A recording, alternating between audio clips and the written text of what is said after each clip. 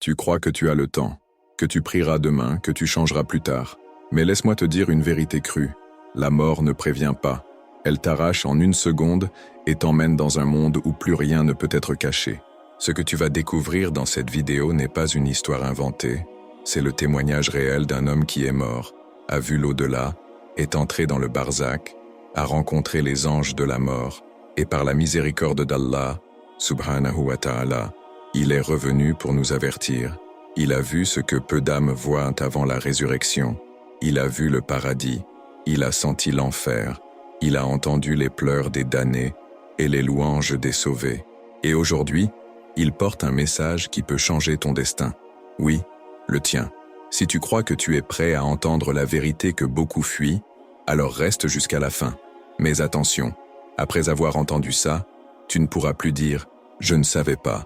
Ta conscience sera marquée à jamais. Avant de continuer, je veux te demander une chose. Beaucoup regardent nos vidéos sans être abonnés. Si tu crois en la spiritualité, en la puissance de la foi, et que tu veux recevoir d'autres vérités qui transforment, abonne-toi maintenant. Ce petit geste peut être le début de ton salut. Ce n'est pas une simple vidéo. C'est un appel divin, un choc spirituel, un réveil de l'âme. Ne rate pas cette chance, car celui qui a vu la mort n'est plus jamais le même. Et toi, le seras-tu après ce que tu vas entendre? Il y a des vérités qu'on croit acquises. On vit, on prie, on respire, et on pense que ça suffit. Mais imagine un instant que tout ce que tu crois savoir sur la vie, la mort et l'au-delà soit à peine la surface d'un océan bien plus vaste. Oui, tu as bien entendu. Et si ton âme était engagée dans un voyage bien plus profond que ce que tes yeux peuvent percevoir? Mon frère, ma sœur, je te parle ici d'une réalité que seule la spiritualité peut révéler, celle dont le Coran parle quand il évoque le barzakh, ce monde entre les mondes, cet intermonde mystérieux que trop ignorent, jusqu'à ce qu'il soit trop tard. Il faut parfois une secousse, un choc, une épreuve soudaine pour que le cœur s'éveille. Tu vois, beaucoup vivent dans une sorte d'automatisme religieux. On fait nos prières, on donne l'aumône, on jeûne pendant le ramadan. Mais pose-toi cette question, et regarde-moi bien dans les yeux de l'âme. As-tu vraiment compris le jugement qui t'attend? Crois-tu que tu peux échapper à la vérité divine?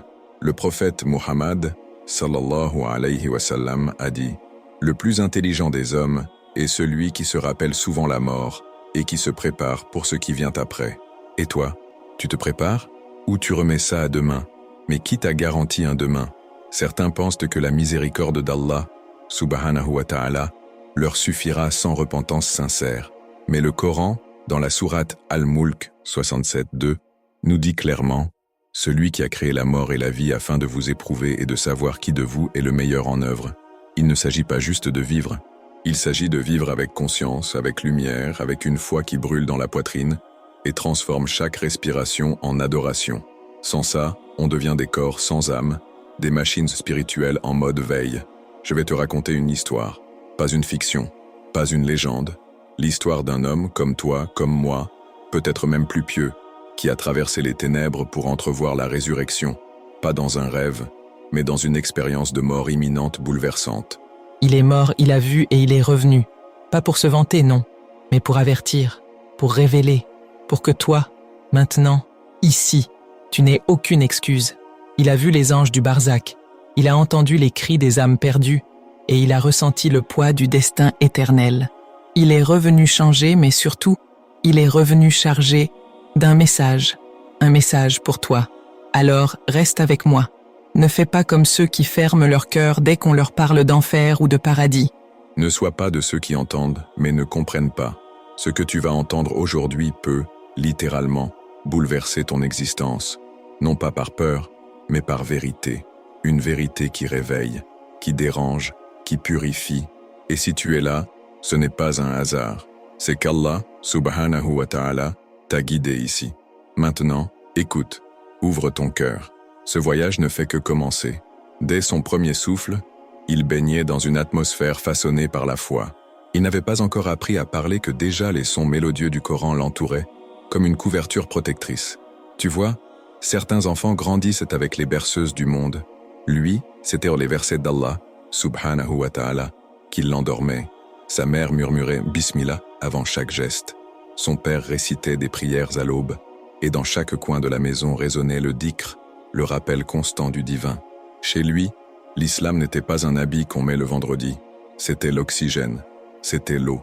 Ce genre d'enfance marque une âme pour toujours.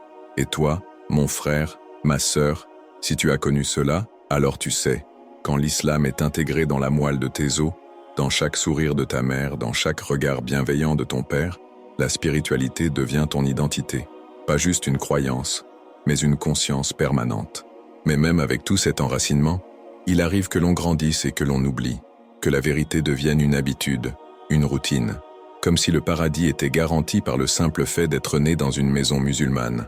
Il se souvenait des matins de Ramadan, quand l'appel à la prière le réveillait avant même que le soleil ne se lève. Son père, les yeux remplis de tendresse mais de rigueur, lui enseignait la sourate Al-Fatiha, comme on apprendrait une clé sacrée. Il ne comprenait pas encore le poids du mot jugement, ni la beauté de la miséricorde, mais il sentait, au fond de lui, que ces mots étaient vivants. Et c'est ça, la magie de l'enfance dans l'islam. Tu n'as pas besoin de tout comprendre pour être transformé. Tu es déjà touché, modelé, guidé. Mais tu sais ce qui est étonnant? Même avec tout cela, même entouré de lumière, l'ombre du doute peut s'installer, lentement, discrètement. Il suffit d'un instant d'inattention pour que le destin spirituel d'un enfant pieux se mette à vaciller. Il se souvenait avoir regardé le ciel, cette mer d'étoiles silencieuses, et s'être demandé « Qu'est-ce qu'il y a après ? Que devient une âme quand elle quitte ce monde ?» Des questions pures, profondes, qui ne venaient pas de la rébellion, mais de la soif de vérité, pas celle des adultes blasés, mais celle d'un enfant qui veut tout voir, tout comprendre. Et c'est là que commence la vraie éducation, pas seulement dans les mots qu'on répète, mais dans les révélations qu'on laisse éclore dans le cœur. L'enfant dont on parle n'était pas juste entouré de Coran et de prières, il était ensemencé, et ces graines, crois-moi, finissent toujours par germer, parfois dans la douceur, parfois dans la douleur. Et justement, pour lui, ce n'est pas dans la facilité que la transformation viendra, mais dans la quête, dans la crise. Et cette quête commence par une simple sensation. Et si je ne savais pas tout? Mais ça, c'est une autre histoire. Il y a un moment dans la vie de tout croyant où les certitudes commencent à vaciller. Ce n'est pas un rejet de la foi, non, c'est plus subtil. Une voix intérieure, presque inaudible, qui murmure « Et si tu n'avais pas tout compris ?» Ce jeune homme, nourri par le Coran et la prière, sentait au fond de son âme qu'il lui manquait quelque chose, une pièce du puzzle spirituel. Ce n'était pas l'envie d'abandonner l'islam, jamais.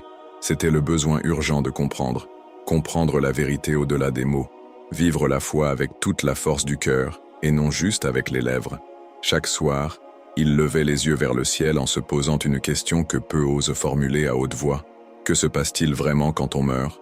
Il avait lu des versets sur le jugement, sur l'au-delà, sur le barzakh, cet espace invisible où les âmes attendent le verdict divin. Mais il voulait plus, il voulait sentir. Il voulait que sa conscience entre en contact direct avec ce monde invisible dont le prophète Muhammad, sallallahu alayhi wa sallam, avait tant parlé. Il cherchait une expérience, pas pour s'en vanter, mais pour être réveillé de l'intérieur. Ce qui l'intriguait profondément, c'était ces récits d'expériences de mort imminente. Des gens ordinaires, croyants ou non, qui revenaient d'un état de mort clinique avec des visions de lumière, ou au contraire, de ténèbres terrifiantes. Certains parlaient d'un paradis rayonnant, d'autres d'un enfer insupportable. Et lui, là, au milieu, à se demander « Et moi, si je mourais aujourd'hui, où irait mon âme ?» Ce n'était pas de la peur, c'était une soif dévorante de révélation, de salut, de savoir si sa foi était vivante ou simplement héritée. Il s'est alors mis en quête. Il ouvrait des livres de tafsir, écoutait les paroles de grands savants, regardait les signes dans la nature et dans les gens.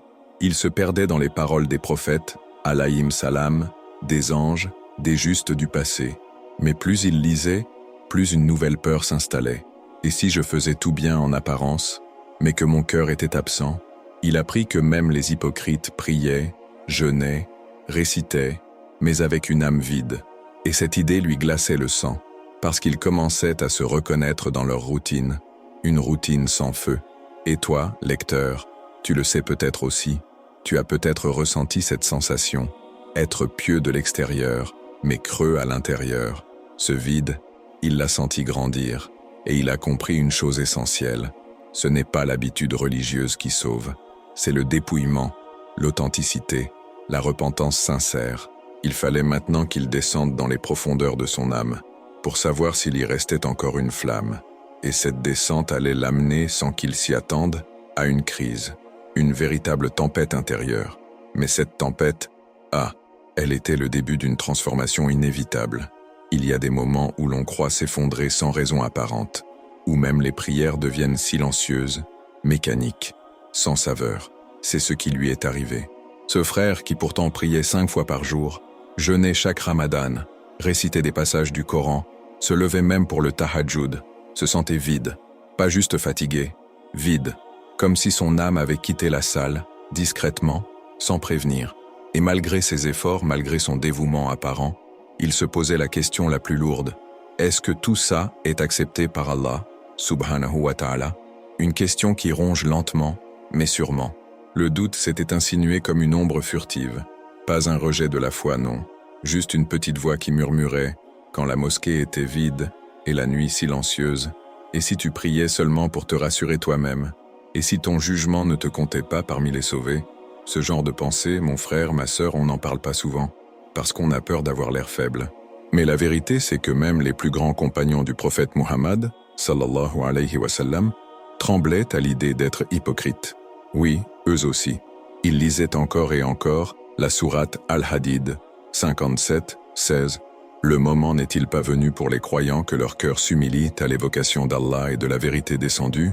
Et ils pleuraient, car ils savaient, son cœur n'était pas brisé par amour divin, mais par peur de ne plus rien ressentir. C'est un moment terrible, tu sais, quand on fait tout ce qu'il faut, mais qu'on ne sent plus rien. Ni miséricorde, ni élévation, ni lumière. Juste une succession de gestes pieux vidés de leur essence. Une épreuve silencieuse mais dévastatrice. Il cherchait à raviver sa foi, à retrouver cette sensation des premiers jours, quand chaque prière était un rendez-vous intime, chaque verset du Coran, une lettre d'amour d'Allah, subhanahu wa ta'ala. Il essayait de se rappeler du paradis, des promesses, des récompenses éternelles. Mais même ses pensées glissaient sur lui. Il voyait les gens rire, vivre, avancer. Et lui, il marchait avec un poids invisible sur le dos, la crainte de mourir ainsi, dans ce vide. Mourir en croyant être croyant mais sans salut. Voilà ce qui le terrorisait. Et c'est alors que la réalité frappa. S'il ne bougeait pas maintenant, c'est peut-être l'enfer qu'il allait goûter, malgré ses actes. Non pas à cause de leur absence, mais à cause de leur absence d'intention. Il comprit que le cœur, c'est là que tout se joue. Sans conscience, sans repentance, sans réelle connexion à l'invisible, tout devient décor. Alors, dans un moment de solitude totale, il s'effondra en sujoud, le front collé au sol et murmura « Ya Allah, ne me laisse pas me perdre dans les apparences ». Et cette prière allait ouvrir une porte insoupçonnée. C'était un jour comme les autres. Le soleil brillait, les enfants jouaient, le pain chaud embaumait la maison familiale. Et puis, sans prévenir, la mort est venue frapper. Une douleur aiguë, fulgurante, traversa sa poitrine comme un éclair divin. Il tomba, suffocant, ses sens brouillés, les voix de ses proches devenues lointaines. C'est étrange, tu sais, on pense toujours que la mort c'est pour les autres, pour les malades, pour les anciens. Mais quand elle arrive, elle n'envoie pas de lettre, elle ne sonne pas à la porte. Elle entre, elle prend. Et à ce moment-là, tout bascula. Il ne ressentait plus son corps.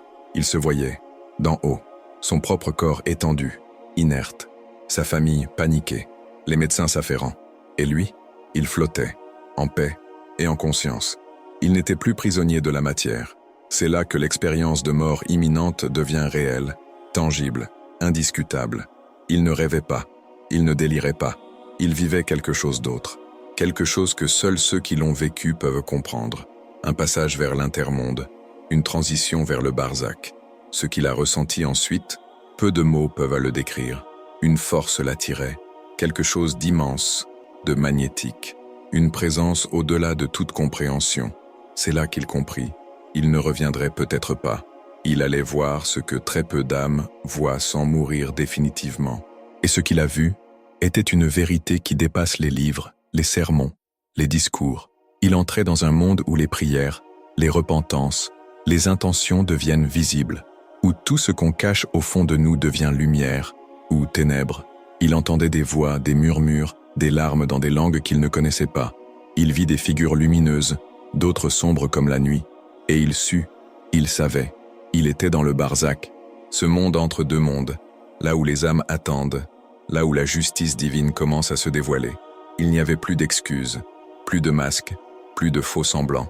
Il sentit la vérité le transpercer comme une lumière implacable, et pour la première fois, il eut peur, pas la peur humaine, la peur sacrée, la crainte de ne pas pouvoir revenir.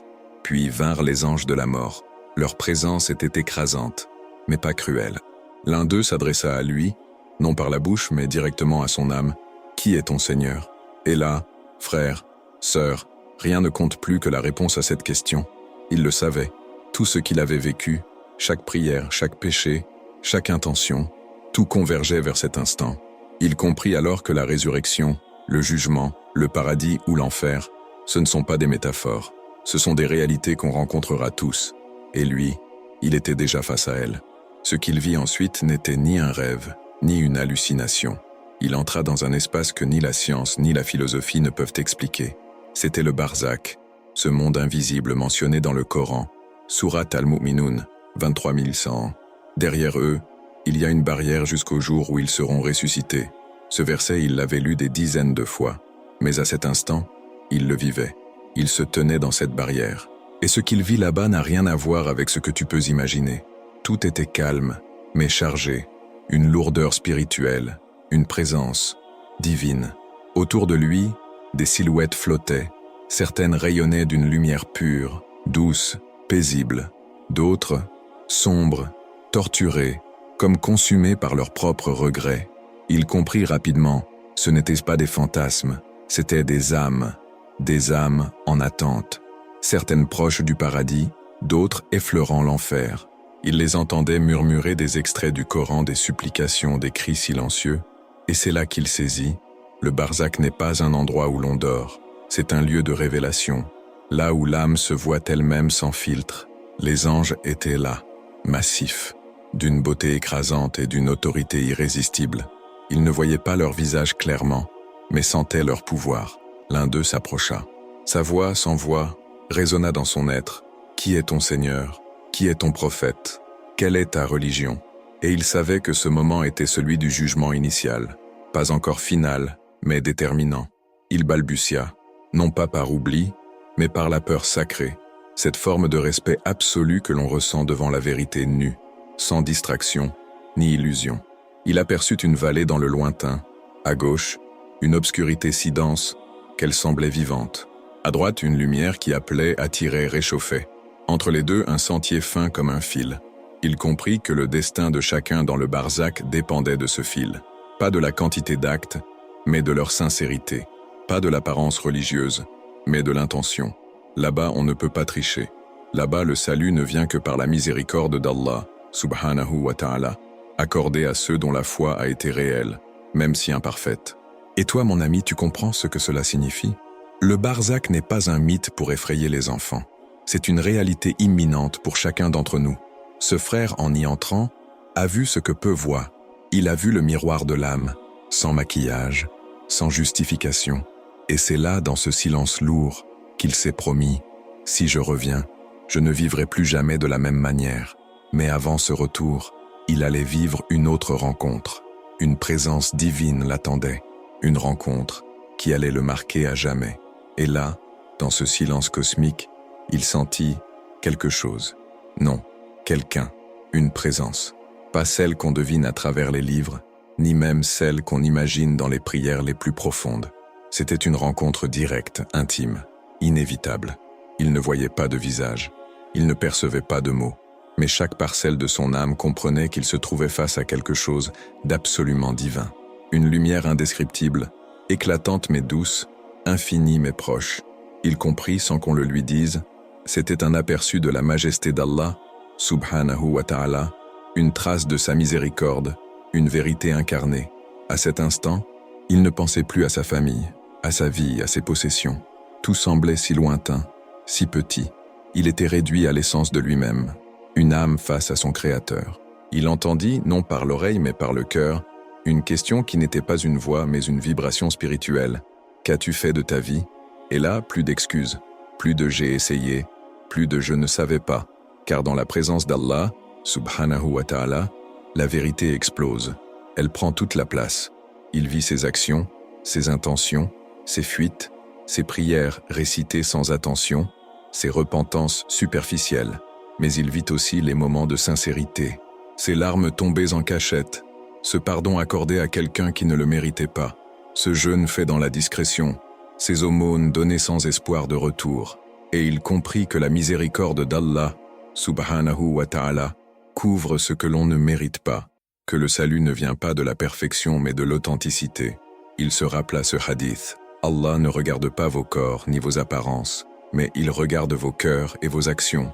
Et son cœur, bien qu'imparfait, était encore vivant. C'était sa chance. Il eut alors une vision, des âmes en paix, baignées de lumière, assises sous des arbres gigantesques, leurs visages illuminés. Il vit aussi d'autres âmes, figées dans l'obscurité, pleurant, regrettant, mais sans retour possible.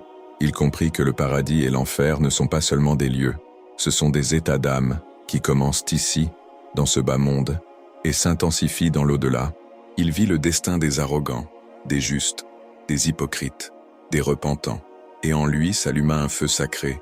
Si je retourne à la vie, je témoignerai, je changerai, je préviendrai. Et cette promesse fut entendue, car dans cet espace entre le jugement et la résurrection, dans ce barzakh où tout se révèle, la parole de l'âme est plus puissante que celle de la bouche.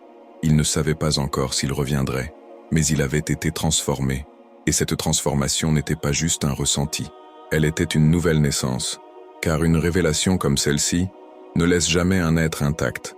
Ce qu'il allait vivre ensuite n'était pas un retour à la normale, c'était un retour à la vie, mais une vie entièrement nouvelle.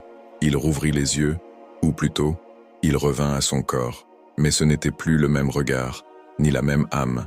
Les voix autour de lui, les machines, les cris de soulagement de sa famille, tout semblait si lointain, comme si cette réalité n'était qu'un voile fragile.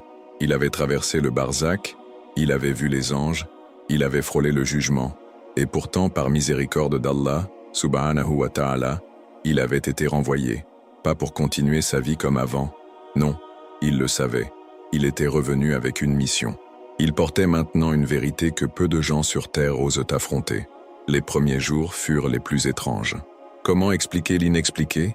Comment dire aux gens que l'on est mort, que l'on a vu l'au-delà et qu'on est revenu? Même ses proches le regardaient avec scepticisme, mêlé de peur. Il essayait de décrire la présence divine, les âmes, la lumière, les ténèbres, les voix, les visions. Mais comment traduire l'éternité avec des mots limités? Il comprit vite que ce qu'il avait vécu était un cadeau spirituel, mais aussi un fardeau, car savoir, c'est aussi être responsable. Alors il se tut, pour un temps, et dans ce silence, il entama un processus de transformation profonde. Chaque prière devenait une urgence, chaque souffle, une louange. Il commença à relire le Coran, non pas comme un devoir, mais comme une lettre personnelle d'Allah, subhanahu wa ta'ala. Chaque verset résonnait comme un rappel vivant. Il retrouvait dans les sourates des échos de ce qu'il avait vu, le paradis dans ses beautés subtiles, l'enfer dans ses douleurs muettes, la résurrection dans la précision du jour promis. Il modifia tout dans sa routine. Il réduisit ses contacts superficiels. Il veilla sur sa langue, sur ses pensées, sur son cœur. Il méditait longuement sur la sourate Al-Zalzala, 99, 7, 8. Quiconque aura fait le poids d'un atome de bien le verra, et quiconque aura fait le poids d'un atome de mal le verra. Il savait que même un soupir comptait, même un regard, même une négligence. Et toi, mon frère, ma sœur, si tu savais combien nos actes sont pesés, tu ne passerais pas une seule nuit sans demander pardon. Lui, il avait vu les balances. Il savait. Ce retour à la vie, c'était une renaissance. Il ne s'agissait plus de vivre pour survivre, mais de vivre pour servir. Servir Allah, subhanahu wa ta'ala, avertir ses frères, secourir ceux qui doutent. Il comprit que la spiritualité véritable commence là où la peur laisse place à la conscience. Et bien qu'il ait repris ses habitudes humaines, manger, dormir, marcher, une chose ne l'avait jamais quitté, la certitude que cette vie n'est qu'un pont et que chaque pas compte. Bientôt il partagerait cette vérité, mais d'abord il devait la vivre pleinement. Il aurait pu reprendre sa vie comme avant, se contenter de dire « j'ai vu » et laisser le quotidien reprendre ses droits. Mais ce qu'il avait vécu dans le barzakh, Ce qu'il avait ressenti face à la présence d'Allah, subhanahu wa ta'ala, ne lui laissait aucun répit. Chaque matin, il se levait avec une pensée brûlante. Et si aujourd'hui était mon dernier jour? Et toi, mon frère, ma sœur, imagine si tu vivais avec cette conscience chaque jour. Ne choisirais-tu pas tes mots différemment, tes pensées, tes actes? C'est exactement ce qu'il fit. Il vécut désormais comme un homme qui savait. Il ne voulait plus être de ceux qui prient par habitude. Il voulait goûter chaque raka, chaque prosternation, chaque verset du Coran comme un fruit sacré. Il renouvela son repentir, pas une seule fois, mais chaque jour, parce qu'il savait maintenant que même les plus petites fautes, celles qu'on minimise, ont un poids réel dans l'au-delà. Il faisait ses ablutions avec lenteur, méditait sur les noms d'Allah, subhanahu wa ta'ala, récitant Al-Ghaffar, Ar-Rahim, en pleurant parfois, parce qu'il avait vu ce que la miséricorde peut faire, et aussi ce que l'absence de salut provoque. Il se mit à parler moins, à écouter plus, à chercher des moments de solitude, pas pour fuir le monde, mais pour entendre son âme. Il méditait souvent sur ce verset. En vérité, c'est dans le rappel d'Allah que les cœurs trouvent la paix. Coran 13, 28. Il sentait cette lumière s'infiltrer en lui, doucement mais sûrement. Et dans cette transformation, il comprit que le vrai changement ne vient pas par l'effort physique mais par l'intention spirituelle. Il ne s'agissait pas de faire plus, mais de faire mieux, avec sincérité, avec vérité. Il retourna aussi vers ses proches. Il demanda pardon à ceux qui l'avaient blessé même involontairement. Il remercia ceux qui l'avaient négligé. Il aida les nécessiteux, non par pitié, mais par devoir sacré. Le prophète Muhammad, sallallahu alayhi wa sallam, disait « Les meilleurs parmi vous sont ceux qui sont les plus utiles aux autres. » Et lui voulait devenir utile. Utile pour les vivants, utile pour les morts, par des prières, des aumônes, des rappels. Chaque geste était désormais connecté à l'éternité. Chaque regard pesait sous l'œil du jugement. Mais tu sais ce qui était le plus bouleversant? Ce n'était pas seulement sa routine qui avait changé, c'était sa vision du monde. Là où d'autres voyaient des gens pressés, il voyait des âmes qui couraient vers leur fin sans le savoir. Là où d'autres entendaient du bruit, il entendait les soupirs des cœurs perdus. Et c'est là qu'il sentit l'urgence. L'urgence de partager, d'alerter, de témoigner, car garder cette vérité pour soi serait une trahison. Et cette mission, il la ressentait comme une épreuve douce, une responsabilité sacrée qui le poussait vers ce dernier pas. Quand tu as vu ce qu'il a vu, tu ne peux pas garder ça pour toi. Ce n'est pas une option, c'est une obligation spirituelle. Il savait que Allah, subhanahu wa ta'ala, l'avait renvoyé pour une raison. Pas juste pour se corriger lui-même, mais pour secouer les autres, pour avertir, pour transmettre une vérité que peu sont prêts à entendre. Il n'était pas devenu un savant. Il n'avait pas étudié dans les grandes universités islamiques. Mais il avait vu. Et voir l'au-delà, frôler le jugement, traverser le barzakh, cela vous donne une autorité que rien ne peut égaler. Il commença doucement, avec ses amis, ses voisins, sa famille. Il ne faisait pas de longs discours. Il posait une seule question. Si tu mourais ce soir, es-tu prêt? Et tu devrais te la poser aussi, cette question. Parce que la mort, elle ne prévient pas. Lui, il avait eu une seconde chance. Et toi, il disait à chacun, ce n'est pas le nombre de prières qui te sauve, c'est la sincérité derrière chaque sujoud. Il partageait ses visions de lumière et de ténèbres, de repentance et de châtiment, non pas pour faire peur, mais pour faire réfléchir. Rapidement, les gens commencèrent à le suivre, à lui poser des questions. Il n'était pas un leader dans le sens classique du terme, mais il devenait un miroir pour ceux qui doutaient. Son récit touchait les âmes parce qu'il ne venait pas d'un livre, mais d'une expérience vécue. Et c'est cette authenticité qui réveille. Il parlait du paradis, non comme d'un conte, mais comme d'un lieu réel. Il décrivait les anges, les voix, la présence divine, et chaque mot semait une graine dans le cœur de son auditoire, une révélation plantée dans le terreau de l'oubli. Il utilisa tous les moyens à sa disposition, réseaux sociaux, vidéos, cercles de discussion. Il publiait des rappels simples mais puissants. Ton âme ne dort jamais, ne néglige pas sa faim. Ou encore, la foi est comme un feu, elle doit être nourrie ou elle s'éteint. Il n'était pas intéressé par la célébrité. Il voulait toucher ceux qui se perdaient dans le confort, dans la routine, dans la négligence. Il voulait qu'ils comprennent que le destin se joue maintenant, que l'enfer ne commence pas après la mort. Il commence par une vie sans but, et que le salut est à portée, Si on ouvre enfin les yeux, et toi, mon frère, ma sœur, crois-tu que ce message est tombé dans tes oreilles par hasard? Si tu entends ces paroles aujourd'hui, c'est qu'Allah, subhanahu wa ta'ala, veut t'alerter, t'éveiller, te rapprocher. Il ne t'a pas exposé à cette vérité pour que tu continues comme si de rien n'était. La vie est courte, la résurrection est proche, le jugement est certain, et la question toujours la même. Attends-tu vraiment que ce soit trop tard pour changer? Il a partagé son expérience. Maintenant, c'est à toi d'agir. Et maintenant, je te pose une question simple, mais décisive. Si tu devais mourir cette nuit, ton âme serait-elle prête à rencontrer Allah, subhanahu wa ta'ala? Ne garde pas cette réflexion pour toi. Partage dans les commentaires. As-tu déjà ressenti un appel spirituel aussi puissant? Ou peut-être as-tu vécu, toi aussi, un moment qui a transformé ta foi? Abonne-toi maintenant et active la cloche. Tu ne peux pas te permettre de manquer les prochaines vidéos. Elles pourraient bien être le rappel que ton âme attend depuis longtemps.